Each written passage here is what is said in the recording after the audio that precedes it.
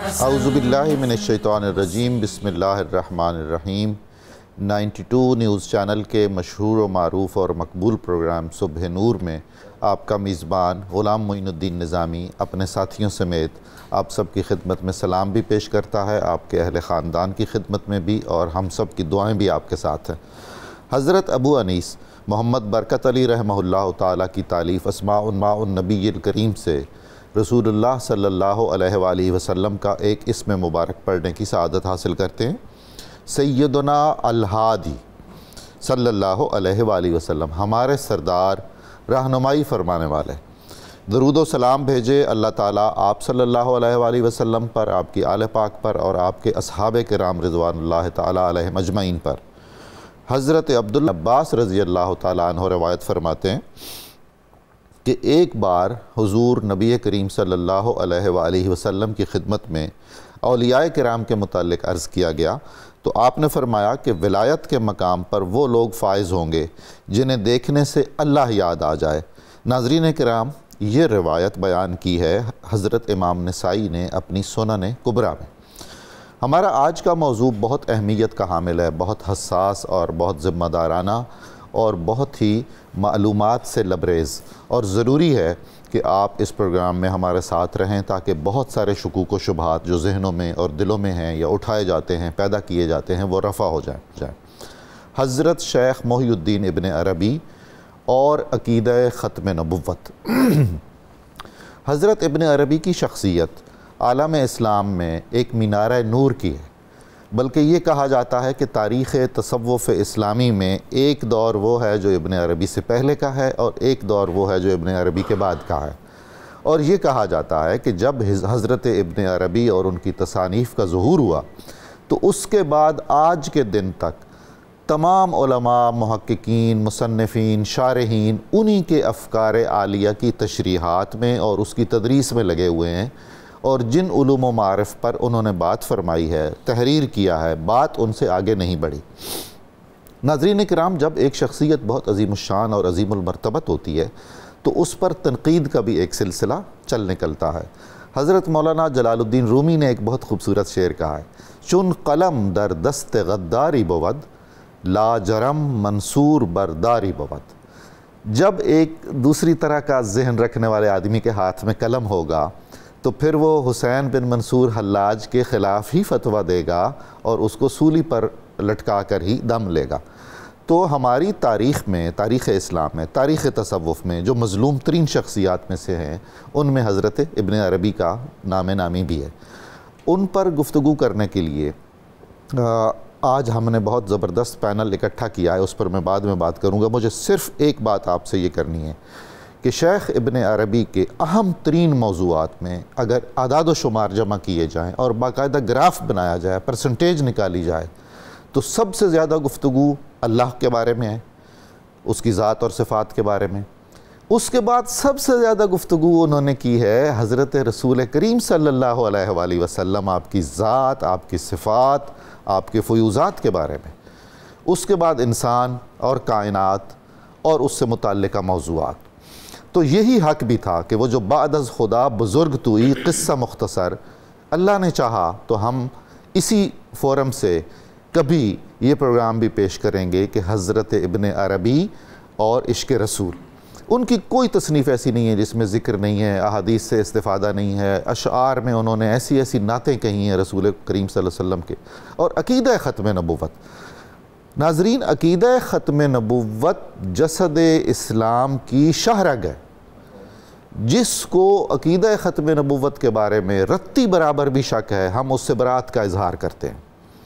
امت مسلمہ کے وہ اکابر جو حضرت ابن عربی اور ان کی تصانیف اور افکار سے متاثر رہے ہیں، اگر انہیں یہ معلوم ہوتا، وہ بھی عالم تھے، فاضل تھے، محقق تھے، صاحب تجزیہ تھے، صاحب بصیرت تھے، اگر انہیں ذرہ سا بھی اس موضوع پر شک ہوتا کہ معاذ اللہ ختم نبوت کے بارے میں حضرت ابن عربی کی آراء اچھی نہیں ہیں، مشکوک ہیں، نادرست ہیں، تو وہ ان سے تعلق نہ رکھتے۔ حضرت ابن عربی جہاں بھی گئے ہیں، یہ بہت اہم بات ہے اور یاد رکھنے کے قابل ہے۔ مثلا اگر آپ مکہ مکرمہ میں حاضر ہوئے ہیں تو امام حرم مکہ نے اپنا مہمان رکھا، سفارش کر کے برسوں، اور اگر آپ مدینہ منورہ حاضر ہوئے ہیں تو امام حرم نبوی نے اپنے گھر میں رکھا، جہاں بھی گئے وہاں قاضیوں نے اور ائمہ نے ان کی پذیرائی کی اور میزبانی کی، حتیٰ کہ ان کا وصال بھی دمشق کے قاضی القضات کے گھر میں ہوا۔ دوسرا مسئلہ یہ ہے کہ جس شخص کی دعائیں اور برکات اور فیوض عثمانی سلطنت کے قیام میں شامل ہوں اور جس کے آگے پیچھے پھر رہے ہوں سلطان صلاح الدین ایوبی کے جانشین اور ان کے اخلاف بعد میں آنے والے ایوبی خاندان کے سلاطین، اس کے ایمان میں اور اس کے ایک ولی کامل ہونے میں کیا شک اور شبہ ہو سکتا ہے؟ یہ سارے وہ میں نے اشارے کیے ہیں جن پر گفتگو کرنے کے لیے آج ہمارے ساتھ ہماری خصوصی پر آپ کے بہت ہی محبوب پینلسٹ تشریف فرما ہیں۔ سب سے پہلے مفتی محمد فاروق القادری صاحب، جانی پہچانی شخصیت ہیں آپ کے لیے، روح رواں ہیں ہمارے اس پروگرام کی۔ جناب ڈاکٹر شبیر احمد جامی صاحب، جن کی مہارت اور جن کا تخصص اس موضوع پر ہے۔ جناب ڈاکٹر طاہر حمید تنوری صاحب، میں آپ سب کا شکریہ ادا کرتا ہوں اور پروگرام کے اختتام پر بھی کروں گا۔ ناظرین، چونکہ یہ فلسفہ، تاریخ اسلام، عقائد اسلام اور تصوف اور ذوقیات کا موضوع ہے اور اس میں شریعت کی دستگیری کے بغیر اس موضوع کا حق بھی ادا نہیں ہو سکتا، چونکہ رسول کریم سے محبت کا تعلق اس کا موضوع ہے اور ختم نبوت اس کا موضوع ہے، تو اس لیے اس پینل میں بھی آپ رنگا رنگی دیکھ رہے ہیں۔ سب سے پہلے میں حضرت مفتی محمد فاروق القادری صاحب سے درخواست کرتا ہوں کہ وہ باختصار حضرت ابن عربی کا تعارف، آپ کی جامعیت، کچھ تصانیف کے بارے میں، اساتذہ اور مشائخ کے بارے میں ہمیں آگاہ فرمائیں۔ بسم اللہ الرحمن الرحیم۔ بہت شکریہ ڈاکٹر صاحب۔ حیرت انگیز شخصیت ہیں حضرت شیخ ابن عربی، مجموعہ محاسن و کمالات ہیں، ایسا ہی، اور ایک ایسی شخصیت ہیں جنہوں نے ایسے اثرات چھوڑے جس سے صبح قیامت تک خاص و عام فیضیاب ہوتے رہے۔ سبحان اللہ۔ شیخ ابن عربی رحمہ اللہ 17 رمضان 560 ہجری، کیا بات ہے، کیا تاریخ ہے، اندلس موجودہ اسپین جی کے ایک معروف شہر مرسیہ میں اچھا اس عالم میں رونق افروز ہوا۔ ماشاءاللہ۔ آپ کا خاندان اشراف کا خاندان تھا، سبحان اللہ۔ جس طرح حضور غوث اعظم حضرت شیخ عبد القادر جیلانی کا خاندان اللہ اشراف کا خاندان تھا۔ آپ کے اجداد میں وہ ہستی ہیں جن کی تعریف عرب و عجم کرتے، جی، حاتم طائی، اچھا، وہ آپ کے اجداد میں سے، اور آپ کے اجداد قبیلہ بنو تیغ سے تعلق رکھتے، اور قبیلہ بنو تیغ کی یہ انفرادیت تھی پورے عرب میں کہ جو ان کے حدود میں داخل ہو جاتا اچھا، وہ خالی پلٹ کرنا چاہتا۔ سبحان اللہ، سبحان اللہ۔ سو ایک اجداد کی یہ خصوصیات بھی وراثت میں آپ کے منتقل ہوئیں۔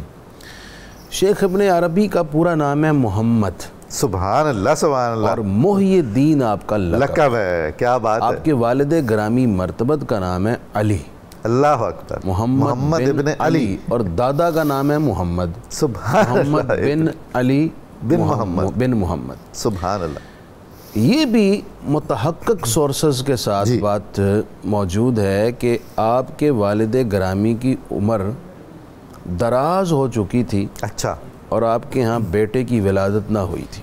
اچھا، اور یہ زمانہ وہی ہے جب اس روئے زمین پر خدا کی حجت حضور غوث الاعظم حضرت شیخ عبد القادر جیلانی رحمہ اللہ رونق افروز، سبحان اللہ، سبحان اللہ، دعا کے لیے یہ حضور غوث اعظم کی خدمت میں آئے۔ ماشاءاللہ، آپ کے والد واہ، حضرت شیخ علی، جی، تو سر سیدی سرکار غوث پاک نے دعا فرمائی اور آپ نے بشارت بھی دی جی، کہ ہاں آپ کے ہاں بیٹے کی ولادت ہوگی، آپ نے اس کا نام محمد تجویز کرنا ہے اور اس کا لقب محی الدین رکھنا ہے۔ کمال ہے، سبحان اللہ۔ اور ساتھ یہ بھی فرمایا کہ خدا اس سے بہت بڑا کام لے۔ کیا بات۔ پھر ایسا ہی ہوا جی کہ آپ کے ہاں حضرت شیخ ابن عربی کی ولادت ہوئی۔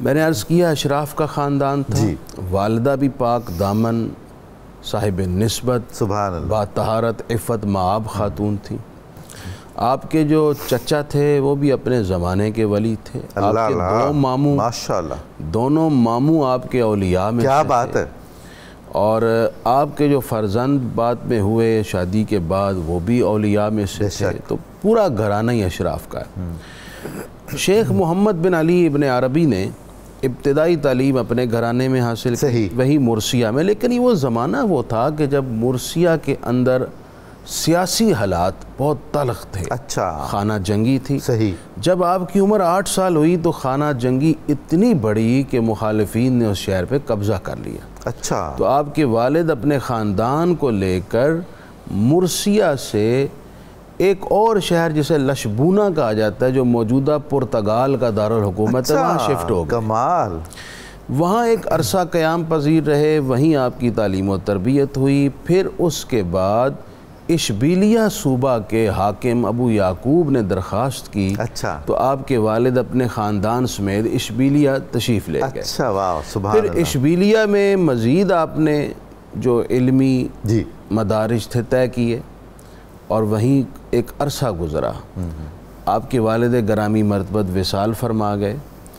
پھر آپ با اجازت والدہ پہلی مرتبہ آپ کو یہ محسوس ہوا کہ مجھے اور علم حاصل کرنا ہے، تو آپ اشبیلیہ سے شمالی افریقہ میں آئے، اور تیونس کے اندر آپ نے ایک لمبا عرصہ گزارا۔ کیا بات ہے، اور تیونس کے اندر خاص طور پر آپ کو صوفیہ کی آماجگاہ تھی، تو صوفیہ کی خدمت میں رہنے کا موقع ملا، اور وہیں شیخ ابو القاسم کی خانقاہ میں آپ نے ان کے رسالہ خلع النعلین کا صاحب تصنیف سے ہی درس لیا۔ اچھا، اور وہیں آپ نے اسی سفر میں وہ کتاب روح القدس جی، شیخ عبدالعزیز القریشی المہدوی کی فرمائش پر تحریر فرمائی۔ واہ واہ، یہ ایک عرصہ آپ کا جو بالکل جوان ہوں گے اس وقت، بالکل جوان تھے، 590 ہجری کی بات ہے۔ کمال ہے۔ پھر آپ وہاں سے واپس آپ کو خبر پہنچی کہ والد گرامی مرتبت جی کا وصال ہوا ہے۔ صحیح، یہ وصال بعد میں ہوا، تو آپ واپس تشریف لے گئے جی، مرثیہ کے اندر۔ مرثیہ کے اندر جب آپ جا رہے تھے تو راستے میں جو ایک مشہور کتاب ہے محاسن المجالس، اچھا، جس کے مصنف ہیں ابن عریف، جی، مریہ نامی مقام ہے، وہاں ان کی خانقاہ تھی، اچھا، وہاں قیام کیا۔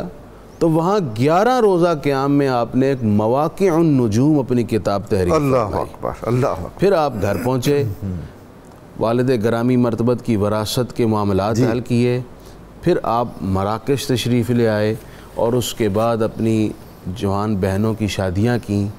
پھر والدہ محترمہ کی خدمت لازم تھی، اس لیے آپ ایک عرصہ انہی کے پاس رہے، کہیں نہیں گئے۔ اچھا، والدہ کے وصال کے بعد آپ نے پھر مزید اسفار شروع کیے، صحیح، اور آپ کی مختلف شخصیت کے زاویے کھلے، اور آپ سے جو معرفت کا ظہور ہوا اس کے بہت سارے نظائر دنیا نے دیکھے۔ بہت ہی خوبصورت مفتی صاحب آپ نے فرمایا، اور خصوصاً یہ جو ذکر کیا کہ حاتم طائی کی اولاد میں سے ہیں، تو ایسا ہے کہ جیسے یہ حاتم فیضان طریقت پیدا ہوئے اپنے عہد کے، اور پھر حضرت شیخ محی الدین عبد القادر جیلانی رضی اللہ تعالیٰ عنہ کا دعا دینا، اپنا لقب ان کے لیے تجویز فرمانا، یہ کوئی معمولی باتیں نہیں ہیں۔ محترم ڈاکٹر شبیر احمد جامی صاحب، شیخ ابن عربی کی شخصیت کیسی تھی، اخلاق و کردار کیسا تھا، رہن سہن، اور ایک جو حیرت انگیز بات ہے، اتنی زیادہ تصانیف ہیں، اور شاید ہی کوئی موضوع اس وقت کے مروجہ علوم و فنون کا ایسا ہوگا جو ان کی کتابوں میں نہیں ہوگا۔ اسی لیے کہا جاتا ہے کہ اگر کوئی شخص متخصص ابن عربی ہے تو وہ اسلامی علوم و معارف کا متخصص ہے۔ یہ بہت حیرت انگیز بات ہے۔ بسم اللہ الرحمن الرحیم۔ شیخ اکبر ابن عربی رحمۃ اللہ علیہ کی بڑی خوبصورت باتیں ہو رہی ہیں، تو تمہیدی باتوں کے بعد آپ جس ڈھب پر ایک مطلع افق پر آئے، جی ہاں، آپ نے جس گہرے انداز سے علم اور عمل کو، اور جس گہرے انداز سے عشق و معرفت، سبحان اللہ، اور جس گہرے انداز سے ظاہر و باطن کو جمع کر کے دکھایا، اور اس پورے فیضان کو جس گہرائی کے ساتھ مرتب کیا، حتیٰ کہ شاہ ولی اللہ محدث دہلوی جیسا بندہ ارتقاء تصوف کے مراحل میں آپ پر بحث کرتے ہوئے کہتے ہیں کہ تصوف کی جتنی بھی منازل تھیں، جتنے بھی مراتب تھے، مقام و احوال کی جتنی بھی بحثیں تھیں، اس پر آخری قلم ابن عربی نے ہی چلایا کمال ہے جی، کتنی اہم بات آپ نے بیان فرمائی ہے۔ تو یہ شاہ ولی اللہ جیسا محتاط محدث، بے شک ایسا ہی مفسر، جو نصوص کے ظاہر و باطن کا گہرا ادراک رکھنے والا بندہ ہے، صاحب تجزیہ ہے، صاحب تجزیہ، وہ یہ بات کر رہے ہیں۔ پھر آپ دیکھیں گے کہ ابن عربی کو ماننے والے لوگوں میں جو کو حمالیہ شخصیات اپنے طور پر بہت بڑا جن کا قد کاٹ ہے، جی ہاں، ان کے بارے میں سب سے بڑی گواہی دیکھیں شیخ شہاب الدین سہروردی رحمۃ اللہ علیہ، اللہ اللہ، جن کو تصوف کے ایک سلسلے کا باقاعدہ بانی کہا جاتا ہے، اور سارے سلسلے امام مانتے ہیں، امام مانتے ہیں۔ تو وہ کہتے ہیں کہ آمنا سامنا ہوا دونوں بزرگوں کا عراق کے بازار میں، اور چونکہ دونوں کے ساتھ جمع غفیر تھا تو شاید ظاہری ملاقات نہ ہو سکی، بات نہ ہو سکی، ایک دوسرے کو غور سے دیکھا۔ تو کسی نے پوچھا ابن عربی سے شیخ شہاب الدین سہروردی کے بارے میں کہ حضرت کون ہیں؟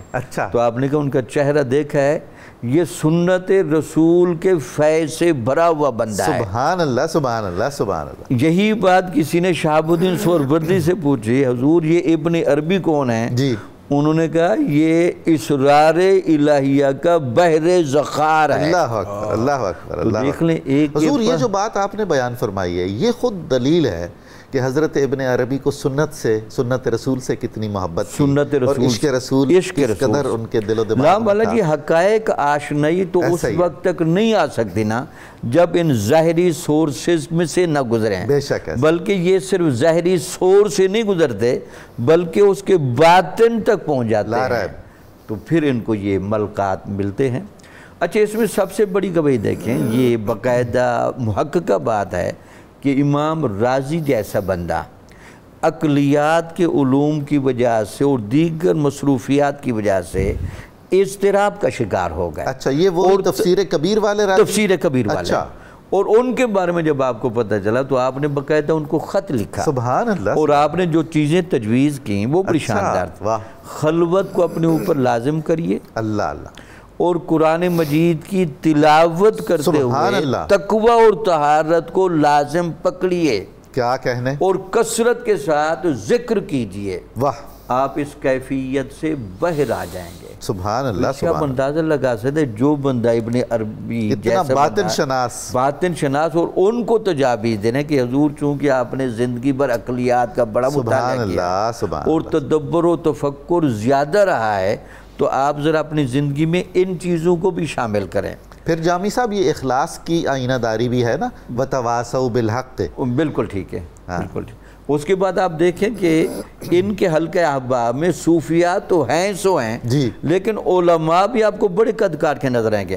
عبد الوہاب شارانی، جن کو محققین میں بہت اونچا درجہ حاصل ہے، فقہا ہوں، علماء ہوں، محدثین ہوں، صوفیاء ہوں، ان کو جب پتہ چلا کہ ابن عربی کے بارے میں کچھ عبارات کی نہ فہمی کی وجہ سے یا اصطلاحات کی گہرائی کی وجہ سے یا ایک جگہ کسی بحث کے نہ موجود ہونے کی وجہ سے اور منتشر ہونے کی وجہ سے جو اس میتھڈ سے واقف نہیں ہیں، تو ان کے لیے آپ نے الیواقیت والجواہر فی بیان عقائد الاکابر، کمال ہے، یعنی اکابر کے عقائد بیان کرتے ہوئے اس کو ابن عربی لے آئے، بس ابن عربی کو ان عقائد کے شارح اور توسع کے طور پر اور ان کی جزیات کو مرتب کرنے والے کے طور پر لے آئے۔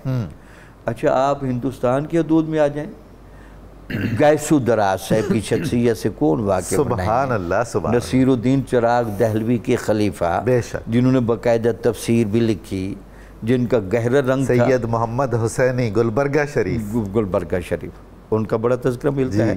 اس کے بعد علماء میں قد کاٹ کے لوگ، مجدد الافسانی رحمت اللہ علیہ، اگرچہ آپ کو آپ کی بعض عبارتوں کی گہرائی کی تعبیر پر اعتراضات رہے، لیکن آپ کی ولایت کبریٰ اور آپ کے بارے میں خود کہتے ہیں کہ جو کچھ ہم بحثیں کر رہے ہیں یہ آپ کے دسترخوان سے چنی ہوئی باتیں ہیں۔ سبحان اللہ۔ جامی صاحب مجھے اجازت دیجیے، آپ نے اتنی خوبصورت بات کی ہے کہ میں ناظرین اور خصوصاً نوجوان نسل کے لیے ایک جملہ کہوں کہ ہمارے اکابر کتنے دیانتدار تھے، بالکل، کہ اگر کچھ علمی اختلاف ہے تو اس علمی اختلاف کی بنیاد پر پوری شخصیت اور اس کے کارناموں کو رد نہیں کر دیتے تھے.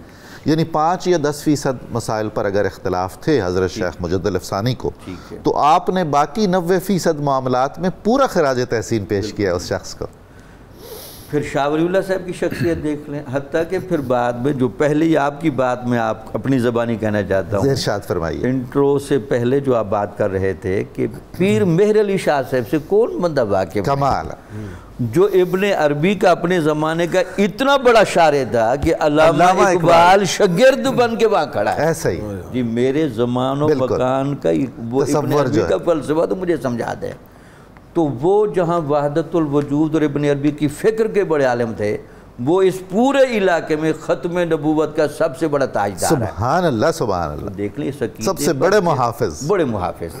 تو یہ کہنا کہ ابن عربی ختم نبوت کی طرف نہیں گئے یا ان کی تحریروں میں یہ ایک التباس موجود ہے، ختم نبوت کو وہ نہیں سمجھتے اور انہوں نے بحثوں کو الجھایا ہے، بلکہ ابن عربی نے تو بحثوں کو سلجھایا ہے. ایک پیٹرن متعین کی ہے، اصول و فروع کی وہ بحث کی ہے جس کی وجہ سے بحثیں مرتب ہوئی ہیں. اب جو لوگ چونکہ اس پورے پس منظر سے واقف نہیں ہیں، وہ اپنا خاص ذہن لے کر جو ان فیض کے اثرات سے بھی خالی ہوتا ہے اور شریعت کے باطن کے پہلو سے بھی بالکل خالی ہوتا ہے، اور صرف حرفیت پسندی کی وجہ سے اتنی بحثیں مرتب کرنا اور ان کو کفر تک کہہ دینا، یہ جسارت دیانت کے خلاف ہے.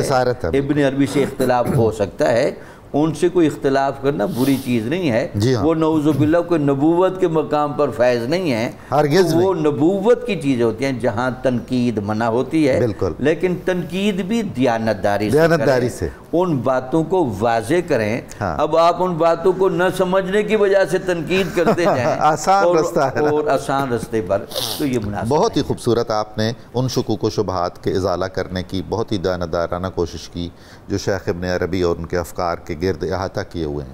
اگلا سوال میں ڈاکٹر طاہر حمید تنولی صاحب سے کرنا چاہتا ہوں کہ وہ حضرت ابن عربی ایک نظریہ پرداز صوفی ہیں، فلسفی بھی ہیں، مفکر بھی ہیں، دانشور بھی ہیں، شاعر بھی ہیں، ادیب بھی ہیں، اہل دل بھی ہیں، اہل نظر بھی ہیں. نبوت کا جو ادارہ ہے اس کے بارے میں ان کا خصوصی طور پر کیا تصور ہے؟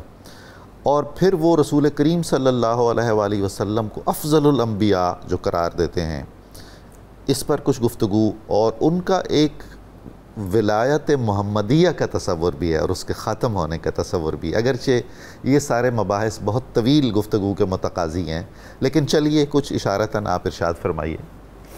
بسم اللہ الرحمن الرحیم. ڈاکٹر صاحب بہت شکریہ.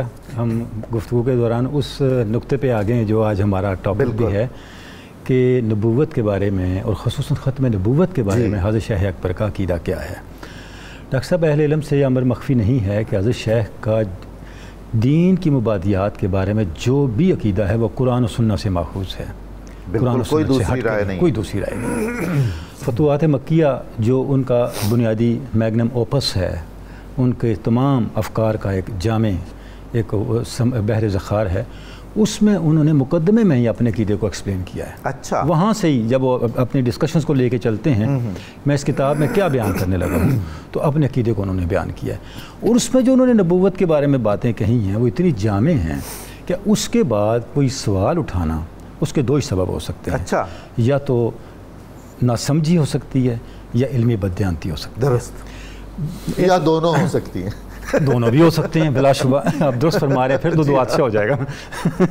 صحیح فرما رہے ہیں آپ. اچھا، اب آپ دیکھیں شروع میں کتاب کے مقدمے میں آپ فرماتے ہیں کہ حضور اکرم صلی اللہ علیہ وسلم کی رسالت محمد رسول اللہ سے ثابت ہے جو قرآن مجید کی آیت ہے. اور آپ کی ختم نبوت، آپ کا آخر الانبیاء ہونا. اب لفظ آخر الانبیاء استعمال کیا. سبحان اللہ، سبحان. یعنی یہ بھی ان کا ویژن ہے کہ خاتم النبیین کے بھی لوگ آنے والے زمانے میں کوئی اور معنی نکالیں گے. آخر الانبیاء کہاں سے ثابت ہوتا ہے؟ وخاتم النبیین وکان اللہ بکل شیء علیما. اس سے ثابت ہوتا ہے. اس کے بعد آپ فرماتے ہیں اگر کوئی شخص قرآن مجید کو اللہ کا کلام سمجھتا ہے، اب دیکھیں اصول دے رہے ہیں، فَلْيَأْخُذْ عَقِيدَتَهُ مِنْهُ مِنْ غَيْرِ تَأْوِيلٍ وَلَا مَيْلٍ.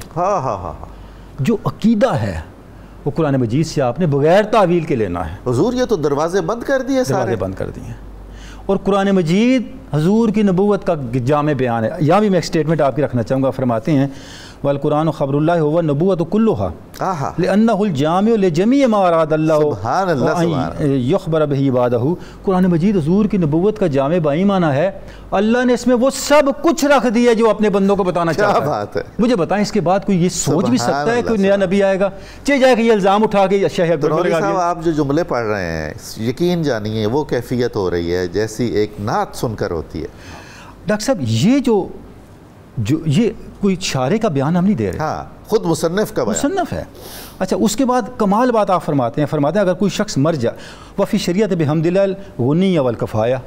حضور کی شریعت ہر لحاظ سے مستغنی کرنے کے لیے اور ہر چیز سے کفایت کرنے کے لیے کافی ہے. واہ واہ واہ. اب کسی کی ضرورت نہیں حضور کے بعد. سبحان اللہ سبحان. آگے میں صرف ترجمہ عرض کروں گا. فرماتے ہیں اگر کوئی شخص مر جائے اور اسے قائلین متکلمین فلسفیوں کی ان اصطلاحوں کا پتہ نہ ہو جوہر کیا ہوتا ہے ارض جسم قبر میں اس سے نہیں پوچھا جائے گا. ہائے ہائے ہائے. یہ مت بھولو کہ اللہ لازماً پوچھے گا اللہ کون ہے اور اس کا نبی کون ہے. واللہ یرزقنا الحیاء منہ. اللہ ہمیں وہ حیا عطا کرے کہ ہم اس کی تیاری کر کے قبر میں. منطق فلسفہ سائنس یہ لازمی نہیں ہے, نہیں پوچھی جائے, یہ ناگزیر نہیں ہے, لیکن یہ سوالات ضرور ہوں گے. اب نبوت کے بارے میں جو تصورات ہیں میں ایک عبارت پڑھنا چاہوں گا, ترجمہ پڑھنا چاہوں گا. فرماتے ہیں نبوت اللہ کا فضل خاص کا معاملہ ہے. وہ اپنے بندوں میں سے جس کو چاہتا ہے نبی بناتا ہے. سبحان اللہ. اور اب یہ جو دروازہ ہے یہ بند ہو چکا ہے. وقت اغلق ذالک الباب وختم برسول اللہ صلی اللہ علیہ وسلم. حضور اکرم صلی اللہ علیہ وسلم کی تشریف آوری کے بعد یہ دروازہ بند ہو چکا ہے. والولایت مکتسبہ الی یوم القیامہ. قیامت تک ولایت کا کسب کیا جا سکتا ہے, درست, لیکن نبوت کا کسب, نبوت کا نہیں, یہ اس کا اکتساب نہیں کیا جا سکتا. یہ دروازہ بند ہو گیا. اچھا اس کے بعد پھر آگے فرماتے ہیں کہ اب جو کوئی محنت کرے گا صرف ولایت کو پائے گا, ولایت تک پہنچ پائے گا, ولایت تک پہنچ پائے گا, اس سے آگے نہیں جا سکتا. اور جیسے کہ آپ نے ڈاکٹر صاحب بھی شروع میں بھی ارشاد فرمایا تھا کہ توحید کے بعد سب سے بڑا موضوع جو حضرت شیخ کا ہے وہ حضور اکرم صلی اللہ علیہ وسلم کی نبوت اور اس کا بیان ہے. بے شک. اچھا اب کمال بات آپ فرماتے ہیں حضور خاتم الانبیاء تو ہے ہی, حضور کے آنے کے بعد امتیں بھی ختم ہو گئی ہیں. کمال ہے. اچھا علامہ کا ایک مصرع ہے او رسول را خط وما اقوام را. لگتا ہے علامہ نے بھی کوئی ادھر سے ہی لے کے یہ بات. بالکل بالکل کہ ہم خاتم الامم ہیں. اچھا جی مجھے اجازت دیجئے کہ بالکل حضرت مجدد الفسانی رحمۃ اللہ تعالی علیہ کی طرح اقبال بھی اگر انہوں نے کچھ معاملات میں شیخ ابن عربی سے اختلاف کیا ہے تو ان کے دیگر کمالات سے بالکل اتفاق کیا ہے اور خراج تحسین بھی پیش کیا ہے. ایسا ہی اقبال کی بھی علمی دیانتداری ہے. ڈاکٹر صاحب دیکھیں اگر آپ پڑھتے ہیں ریکنسٹرکشن کو پڑھتے ہیں تو آپ کہیں جا نہیں سکتے. بالکل. اس کو سمجھنے کے لیے آپ کے لیے لازم ابن عربی کو کھٹکھٹانا پڑتا ہے, اس کے بغیر آپ ادھر نہیں جا سکتے. اب یہ جتنے بیانات ہیں حضرت شیخ کے کہ آپ نے یعنی اگر آپ فتوح شریف کو دیکھیں شاعری کوئی باب ہو جس میں ڈائریکٹلی یا انڈائریکٹلی حضور اقدس صلی اللہ علیہ وسلم کی شان بیان نہ ہوئی ہو اور ختم نبوت کے بیان کو آپ نے بار بار نہ دہرایا ہو. آپ کی بات جو آپ نے سوال اٹھایا تھا کہ ختم ولایت کے بارے میں آپ کا کیا بیان ہے, اب اس کے اندر ایک بڑا لطیف نکتہ ہے ڈاکٹر صاحب. صحیح. یہ آپ وہ شخصیات ہیں جنہوں نے ختم ولایت کا مبحث شروع کیا. جی. اور حکیم ترمذی نے جو سوالات بھیجے نہیں تھے بلکہ قائم کیے تھے کیونکہ آپ دونوں کے درمیان بھی بہت فاصلہ ہے, کئی صدیاں ہیں, کئی ڈیکیڈز کا. ان سوالات کا جواب دیتے جوابات آپ نے جو دیے ہیں سینکڑوں سوالات ہیں, ان میں ختم ولایت کا سوال بھی تھا. حضرت شیخ نے فرمایا کہ عیسیٰ علیہ السلام اس امت میں خاتم الولایت ہیں. اچھا. اب اس کا مطلب کیا ہوا؟ اس کا مطلب یہ ہوا کہ عیسیٰ علیہ السلام آئیں گے. جی بالکل. جب آئیں گے تو حضور کے امتی کے طور پہ آئیں گے. اب ختم نبوت کا معاملہ حل ہو گیا. دوسری بات, عیسیٰ علیہ السلام آئیں گے تو اس کا مطلب ان کا رفع سما ہو چکا. بالکل. جب یہ ہو چکا تو جو لوگ اس سے دوسرا نقطہ اخذ کر رہے ہیں وہ تو حیات عیسیٰ کو بھول جاتے ہیں اور اگلی بات مطلب کی اٹھا لیتے ہیں. صحیح کہہ رہے ہیں. واہ واہ واہ, بہت خوب. حضرت شیخ نے فرمایا اب عیسیٰ علیہ السلام بھی حضور کے امتی کے طور پہ آئیں گے. اب ان کی شان اللہ نے یہ دی ہے کہ ان پہ اللہ رب العزت نے ولایت کا دروازہ. واہ واہ, سبحان اللہ سبحان اللہ. ناظرین اکرام, ہمیں درود پاک کا مختصر سا ایک وقفہ لینا ہے. ہم دوبارہ حاضر خدمت ہوں گے, آپ ہمارے ساتھ رہیے گا. آپ اندازہ فرما رہے ہیں کہ کتنی اچھی گفتگو ہو رہی ہے اور کتنی ایمان افروز ہے اور معلومات افزا ہے. ہمارے ساتھ رہیے گا.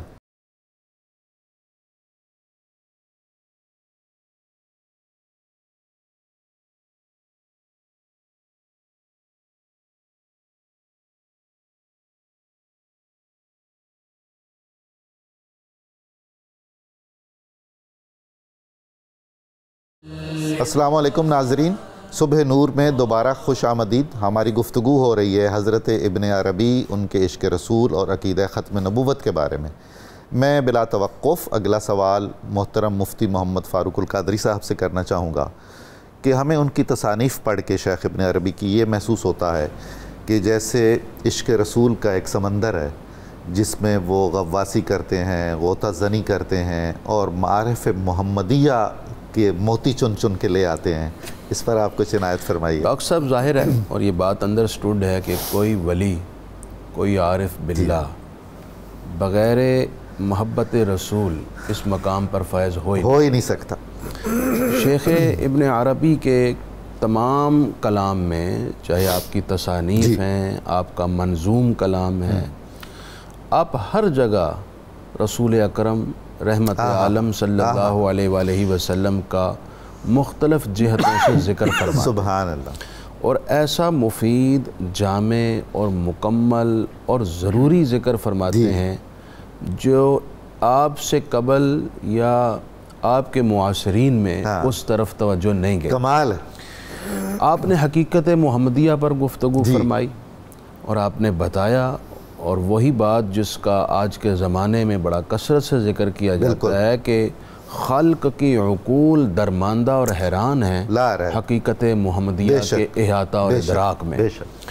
اسی طرح حضرت شیخ ابن عربی رحمہ اللہ نے رسول اکرم صلی اللہ علیہ وآلہ وسلم کے اول الخلق ہونے پر بھی کلام کیا۔ سبحان اللہ۔ آپ کا نور تخلیق میں اول ہے اور اس نور کے فیضان سے تمام مخلوقات کا وجود ہوا۔ کیا کہنے۔ اور ابن عربی نے اس پر بڑے خوبصورت کلام بھی لکھے ہیں، یعنی یہ بات بھی ایک اپنی جگہ بڑی پرکشش بھی ہے اور ایمان افروز بھی ہے کہ ابن عربی جیسے محقق نے اپنے معارف سے لبریز کر کے رسول اللہ کی نعتیں بھی لکھی عربی کلام کے اندر۔ سبحان اللہ۔ اس میں سے اگر آپ کی اجازت ہو تو چند اشعار میں پیش خدمت کروں ناظرین کے۔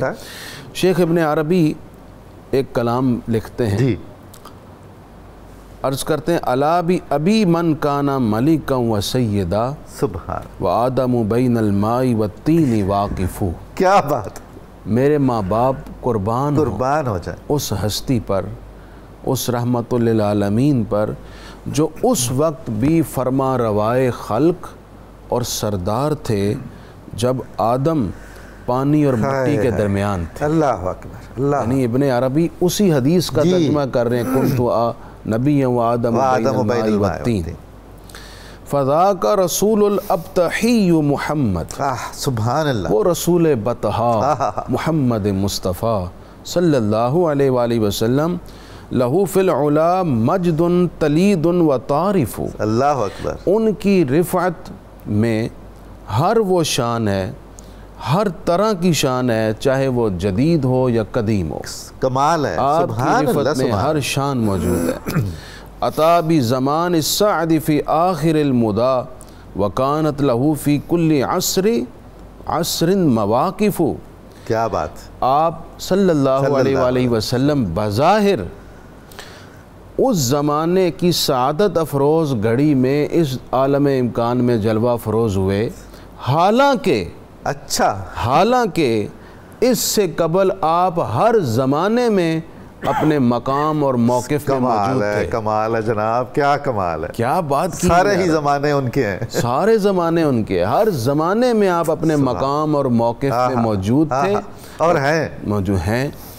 اور پھر اطالی انکسار الدہر یحبر صدعہ فاثنت علیہ السن وعوارف۔ آپ تشریف لائے تاکہ اہل زمان کے ٹوٹے ہوئے دلوں کو جوڑیں۔ اللہ اکبر۔ سبحان اللہ۔ سبحان اللہ۔ فاثنت علیہ، اور ثنا خانان کی زبانیں آپ کی تعریف اور مدح میں تر ہیں، اور اہل علم و معرفت آپ کی عظمت و شان کے آگے حیران۔ کمال ہے جی، کیا بات ہے۔ اذا اراد امرا لا یکون خلافہ۔ اللہ اکبر۔ رحمت عالم صلی اللہ علیہ وسلم کی شان یہ ہے جب آپ کسی امر کا ارادہ فرما لیں اللہ تو ممکن ہی نہیں ہے کہ آپ کے ارادے کے خلاف وقوع ہو جائے. سبحان اللہ سبحان وَلَيْسَ لِذَلِكَ الْأَمْرِ فِي الْكَوْنِ صَارِفُ.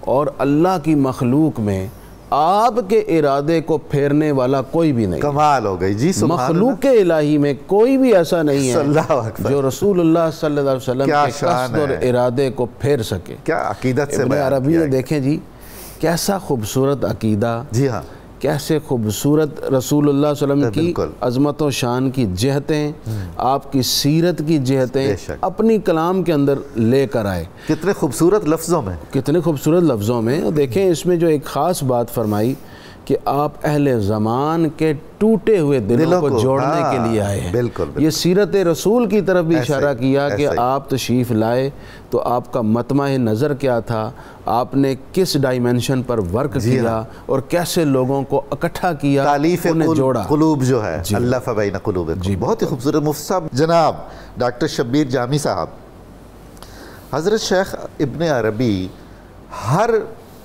ظاہری اور باطنی معنی میں ختم نبوت پر ایمان کامل رکھتے تھے. یہ میرا استنباط ہے یا میں جو اخذ کر سکا ہوں ان شارحین نے جو بہت ہی مستند ہیں اور فکر ابن عربی میں جن کی عمریں صرف ہوئی ہیں. ایسا نہیں ہے کہ کہیں سے اٹھا کے ترجمہ پڑھ لیا اور ایک ٹکڑا دیکھ لیا اور یہ کہنا شروع کر دیا کہ معاذ اللہ ابن عربی وہ ہیں جنہوں نے ختم نبوت کے دروازے میں کچھ گنجائشیں چھوڑی ہیں اور یہ سارے فتنے جو بعد میں پیدا ہوئے معاذ اللہ اس کی ذمہ داری ابن عربی پر عائد ہوتی ہے. تو ان کے عقیدہ ختم نبوت پر پختہ ہونے کے لیے کیا دلائل ہیں ان کی تصانیف میں سے, ان کی زندگی میں سے؟ اقتباس پڑھنے سے پہلے ذرا چند تمہیدی میں ذرا گزارش کروں. ابن عربی کے ہاں چونکہ چیزیں اور بحثوں کے اندر بڑی وسعت ہے اور وہ مختلف اصطلاحات لے کے آتے ہیں. درست ہے. ان اصطلاحات میں صرف سمجھنے کے مثلا لفظ رب ہے جی, اس کا ایک حقیقی معنی ہے جو رب العالمین پر استعمال ہوتا ہے. ٹھیک ہے. اس لفظ کو مجازن والدین کو بھی قرآن میں رب کہا گیا ہے, کما ربیانی صغیرہ, اور اسی طرح بادشاہ کو بھی رب کہا گیا قرآن مجید میں. بالکل صحیح. لیکن اگر کوئی بندہ رب کے معنی کو خاص کر دے بھئی رب والدین, ٹھیک, تو اس کا مطلب یہ نہیں ہوگا کہ یار یہ آپ نے رب کا لفظ استعمال کر لیا, والدین میں اس کی گنجائش موجود تھی. ٹھیک. ابن عربی جب ظاہر و باطن میں ربط اور تعلق کی بحثوں کو سوچ رہے تھے تو نصوص کے ساتھ ساتھ مکاشفات ان کو اس طرف لے آئے کہ خلق کی ہر چیز کا اللہ تعالیٰ کے ساتھ گہرا رابطہ ہے, جی, گہرا تعلق ہے, بلکہ خلق کا ظاہری خروج جتنا بھی ہے جی, یہ صفات تجلیات کے ظہور کی وجہ سے ہے. اس میں کیا اس پر چونکہ ان کا ایک قاعدہ ہے, اس پر ان کی بحثیں ہیں, اس پر وہ بحث کرتے ہوئے بعض اوقات کچھ لفظ بولتے ہیں. مثلا وحی عام, اچھا, وحی خاص, صحیح, ولایت عام, درست, ولایت خاص, بہت اہم نکتہ ہے, نبوت عام, نبوت خاص. اب ان کے دبستان میں شاید ان کو نہیں اندازہ تھا کہ بعد میں گمراہی والے ان اصطلاحوں کو لے لیں گے, صحیح بات. لیکن وہ صرف کہنا یہ چاہتے تھے مخلوق اور خالق کا فیض رسانی کا, تعلق کا, ربط کا, یہ تو نصوص موجود ہے کہ دنیا اور کائنات کی ہر چیز اللہ کی تسبیح بیان کرتی ہے اور تم اس کا شعور نہیں رکھتے. علماء نے تو اس کو تسبیح حالی حالی کہہ کے گزر گئے, لیکن صوفیاء کا خیال یہ ہے کہ یہ ایک باقاعدہ وہ تسبیح کرتے ہیں. ان کا ایک پورا سسٹم ہے, ان کی ایک اپنی زبان ہے, ان کے اندر ایک روح ہے. اس ربط کی جگہ پر ابن عربی یہ 3 لفظ لکھ دیتے ہیں. بالکل ایسا. وحی عام ہر شے کو حاصل ہے, اسی طرح نبوت عام ہر شے کو حاصل ہے.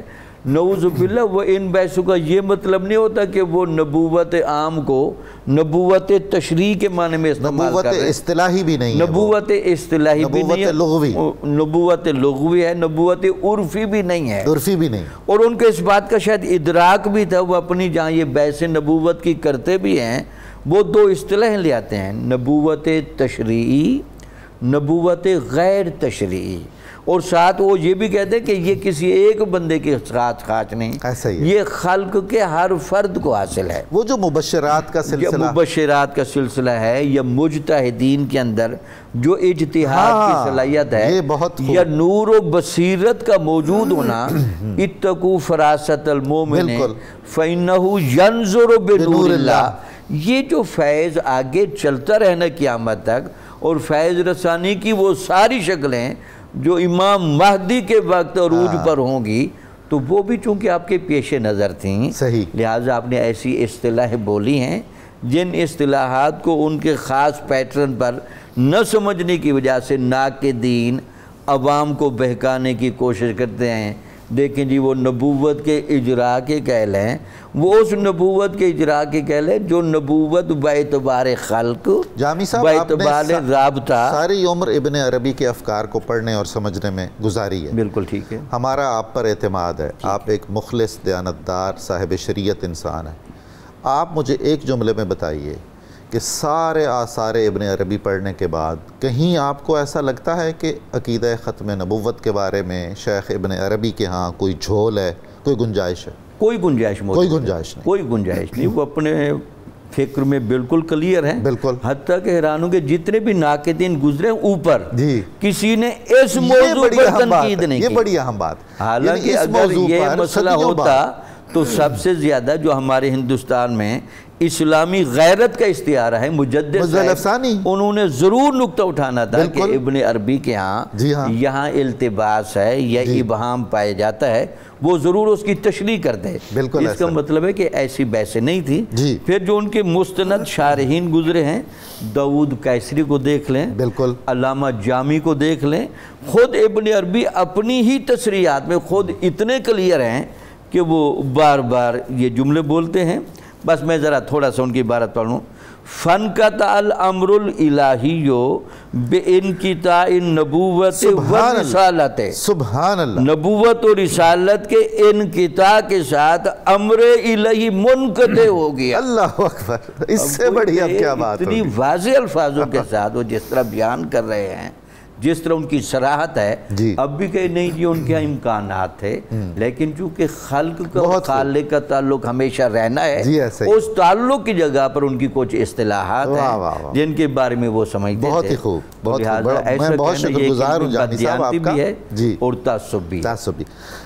جناب ڈاکٹر طاہر حمید تنولی صاحب، یہ عقیدہ ختم نبوت کے حوالے سے ہم جو بات کر رہے ہیں شیخ ابن عربی کے تناظر میں، ان کے جو بھی افکار ہیں اس موضوع پر، وہ شروع سے لے کر ان کی زندگی کے آخری مرحلے تک وہی رہے ہیں، یعنی کہیں رجوع نہیں ہے، کہیں ڈھل مل یقین ہونے والی کیفیت نہیں ہے۔ ظاہر تعبیرات کا مسئلہ ہے یا اتنے دقیق مباحث ہیں کہ ان کے پاس چارہ کوئی نہیں تھا بہت ساری اصطلاحات برتنے کا، تو لوگوں نے بہت اعتراضات کیے۔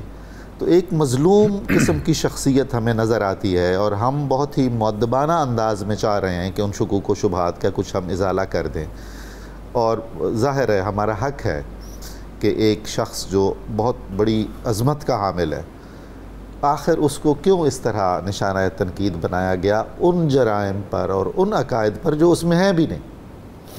جی ڈاکٹر صاحب، آپ نے بالکل درست فرمایا، اور اگر ہم یہ پہلو ڈسکس نہ کرتے تو شاید آج کا موضوع ہمارا تشنہ رہتا۔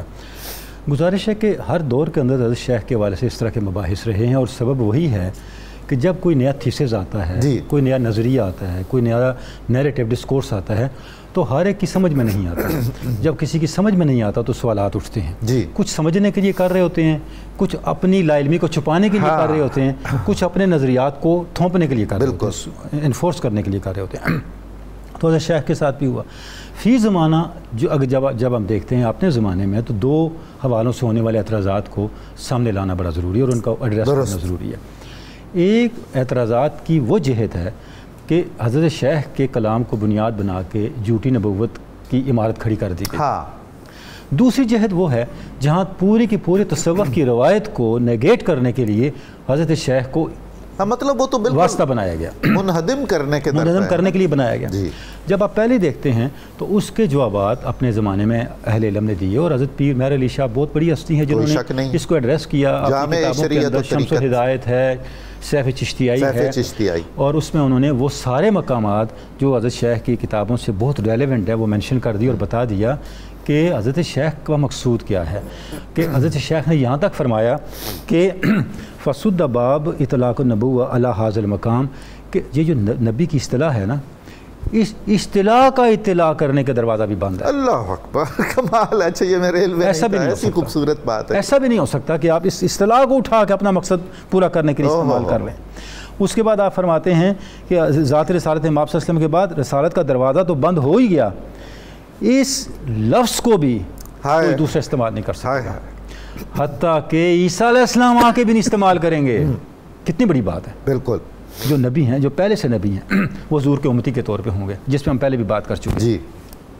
اچھا، اس کے بعد اگلی بات یہ ہے کہ آج کے زمانے میں جو حضرت شیخ کے والے سے اس طرح کے مباحث چھیڑے گئے اور اس طرح کے اعتراضات کیے گئے، اور اس انتہا تک پہنچا دیا گیا کہ خدا نہ خواستہ جھوٹی نبوت کے دعوے داروں کے ہاں بھی ختم نبوت کے والے سے اتنی بے احتیاطیاں نہیں ہیں جتنی بے احتیاطیاں حضرت شیخ کے والے سے۔ بالکل صحیح۔ تو میں سمجھتا ہوں کہ اس جملے کے اندر بہت بڑی بے احتیاطی ہے۔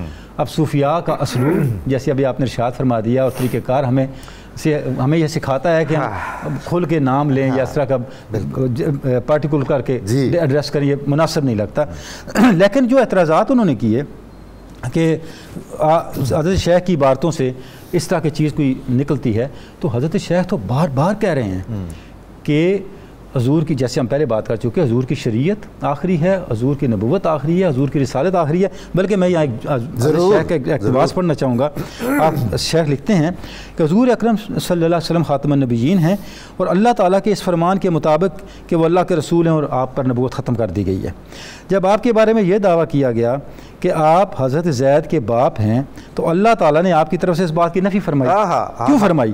کہ آپ مردوں میں سے کسی مرد کے باپ نہیں۔ ما کان محمد، سبب یہ ہے تاکہ اولاد میں کسی کو نبوت منتقل ہونے کی مناسبت بھی رفع ہو جائے۔ کیا بات ہے، اور دو درجے الگ الگ ہو جائیں۔ کیا تم نہیں دیکھتے، حضرت شیخ فرما رہے ہیں، کیا تم نہیں دیکھتے کہ حضور رسالت امام صلی اللہ علیہ وسلم کی پشت سے کوئی نرینہ اولاد شرف اور بلندی کے لیے باقی نہ رہی، کیونکہ اللہ کے علم میں یہ بات تھی کہ آپ سلسلہ نبوت کو ختم کرنے والے ہیں، اور آپ صلی اللہ علیہ وسلم نے ارشاد فرمایا بے شک رسالت یعنی شریعت کے ساتھ لوگوں کی طرف بعثت اور نبوت منقطع ہو گئی۔ اب کوئی ایسا باقی نہیں رہا جس کے لیے اللہ کی طرف سے کسی ایسے حکم کو شرع بنایا جائے جو ہماری شریعت نہ ہو۔ سبحان اللہ، میرے بعد کوئی رسول نہیں ہوگا، آپ صلی اللہ علیہ وسلم نے ارشاد فرمایا، یعنی میرے بعد کوئی ایسا رسول نہیں ہوگا اس کے پاس کوئی کہ وہ شریعت لے کے آئے جو میری شریعت کے مخالف ہو، نہ کوئی ایسا نبی ہوگا جو اپنے رب کی طرف کسی ایسی شرط میں تنہا منفرد ہو میری طرح۔ کمال ہے۔ بس آپ صلی اللہ علیہ وسلم نے یہ تصریح فرما دی کہ آپ نبوت کو ہر لحاظ سے ختم کرنے والے ہیں۔ واہ، اگر آپ کی مراد ہماری اس کے سوا کچھ اور ہوتی تو آپ کے اس فرمان سے متضاد ہوتی کہ عیسیٰ علیہ السلام ہمارے درمیان عادل حکمران بن کر نازل ہوں گے اور ہم ہی میں سے ہماری امامت کریں گے، یعنی حضور کے شریعت کے مطابق ہوں گے، اور وہ آئیں گے اور قیامت تک آپ کے امتی رہیں گے۔ تو یعنی کہ اس کے بعد حضرت خضر کو بھی انہوں نے شامل کیا، اس میں حضرت الیاس کو بھی شامل کیا کہ یہ ہستیاں بھی حضور اکرم صلی اللہ علیہ وسلم کی امتی ہیں، امتی کے طور پہ موجود ہیں۔ تو جب ان سب چیزوں کو ہم سامنے رکھتے ہیں تو سوائے مغالطے کے جتنے اس حوالے سے اٹھائے گئے اعتراضات ہیں ان کی کوئی حیثیت باقی نہیں رہتی۔ ایسا ہی ہمیں اپنے آپ کو تحقیق کی طرف راغب کرنا چاہیے، مطالعات کرنے چاہیے، اور حسن نیت سے سوچنا چاہیے اور جائزہ لینا چاہیے۔ میں بہت شکر گزار ہوں آپ کا، آپ سب مہمانوں کا، مگر مجھے مفتی صاحب سے ایک بہت ضروری سوال کرنا ہے، اور وہ یہ ہے کہ مفتی صاحب دور جدید میں ابن عربی کا ایک نیا تعارف ہوا، اور اس کا سبب بنا ترکی کا ایک ڈرامہ جو سلطنت عثمانیہ کے قبیلہ کائی کے حوالے سے ہے اور ارطغرل والا۔ جی، تو کیا ان کی ملاقات ثابت ہے حضرت شیخ ابن عربی سے؟ ایک ہی زمانہ ہے، ہم عصر ہیں؟ واقعی یہ سوال بڑا جاندار ہے، اور یہ کریکٹر بھی بڑا جاندار تھا، اور ہماری نوجوان نسل کو بڑی اویئرنیس ہوئی ابن عربی کے حوالے سے، اور ان کو پڑھنے کا جذبہ پیدا ہوا۔